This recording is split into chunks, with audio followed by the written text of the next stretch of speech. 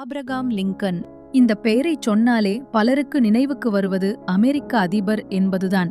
ஆனால் அந்த பெயருக்கு பின்னால் ஒரு மனிதன் சந்திக்க முடியாத அத்தனை தோல்விகளும் ஒளிந்திருக்கிறது என்பது உங்களுக்கு தெரியுமா? இன்னைக்கு இவர அமெரிக்காவோட ஆகச் சிறந்த அதிபர்னு உலகம் கொண்டாடுது. ஆனா ஒரு காலத்துல இவரை பார்த்து இந்த உலகமே கேலி செஞ்சுச்சு. தோல்விகளையே தன் முகவரியாக கொண்டிருந்த ஒரு மனிதன் எப்படி வரலாற்றின் நாயகனாக மாறினான்? ஆபிரகாம் லிங்கனின் அந்த பிரமிக்க வைக்கும் பயணத்தைத்தான் இன்று நாம் பார்க்க போகிறோம். லிங்கன் ஒரு ஏழை விவசாய குடும்பத்துல பிறந்தவரு. அவருக்கு 9 வயசு இருக்கும்போதே அவரோட அம்மா இறந்துட்டாங்க. படிப்பு மேல அவருக்கு அசாத்தியமான ஆர்வம் இருந்தது. ஆனா அவருக்கு பள்ளிக்கூடம் போக வசதி இல்ல. பகல் முழுக்க மரம் வெட்டுற வேலை செஞ்சுட்டு ராத்திரி நேரத்துல மத்தவங்க கிட்ட புத்தகங்களை கடன் வாங்கி அடுப்போட நெருப்பு வெளிச்சத்துல படிப்பாரு.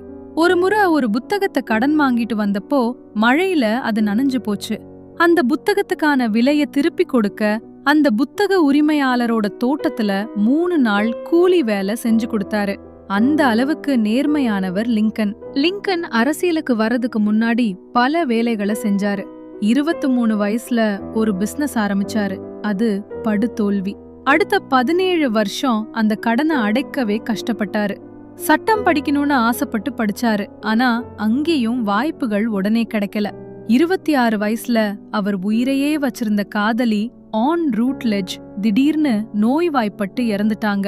இதனால மனநிலை பாதிக்கப்பட்ட லிங்கன் பல மாசம் யார்கிட்டயும் பேசாம தனிமையில இருந்தாரு. இந்த மரணம் அவரை நிலைக்குலைய செய்தது. அடுத்த ஓராண்டுலேயே அவர் நரம்பு தளர்ச்சியால் பாதிக்கப்பட்டார்.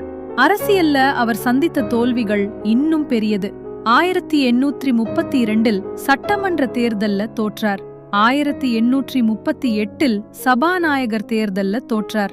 1843, 1848, 1854, 1856, 1858ன்னு வரிசையா தேர்தல்கள்ல தோத்துக்கிட்டே இருந்தாரு. இத்தனை தோல்விகளுக்கு அப்புறமும் 1860ல அமெரிக்க அதிபர் தேர்தல்ல நிக்க முடிவு பண்ணாரு.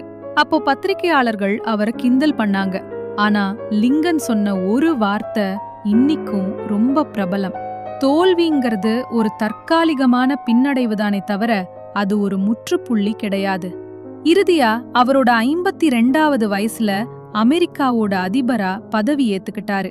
அவர் அதிபரானப்புறம்தான் அமெரிக்காவில இருந்த அடிமை முறைய ஒழிச்சு ஒரு புதிய வரலாற்றை படைச்சாரு. ஆபிரகாம் லிங்கனின் வாழ்க்கை நமக்கு சொல்லும் பாடம். இந்த உலகத்துல சாதிச்சவங்க எல்லாருமே பிறக்கும்போதே வெற்றியாளர்களா பிறந்தாங்களா? இல்ல, அவங்க சந்தித்த அவமானங்களும் தோல்விகளும் தான் அவங்கள வெற்றியாளர்களா மாத்துச்சு.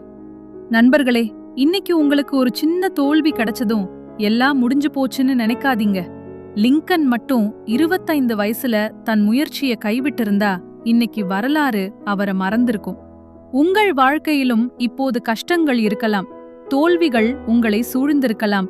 ஆனால் நினைவில் கொள்ளுங்கள், உங்கள் இலக்கை அடையும் வரை ஓடுவதை நிறுத்தாதீர்கள்.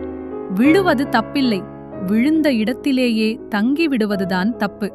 உங்க முயற்சியை தொடருங்க, வெற்றி உங்களை தேடி வரும். லிங்கனை போல நீங்களும் ஒரு நாள் வரலாற்றில் இடம்பெறுவீர்கள். இந்த தகவல் உங்களுக்கு பிடிச்சிருந்தா கமெண்ட்ல சொல்லுங்க. இது போன்ற கதைகள் கேட்க விழிகள் பேசுகின்றன சேனலை சப்ஸ்கிரைப் செய்து பெல் ஐகானை அழுத்துங்கள். நன்றி.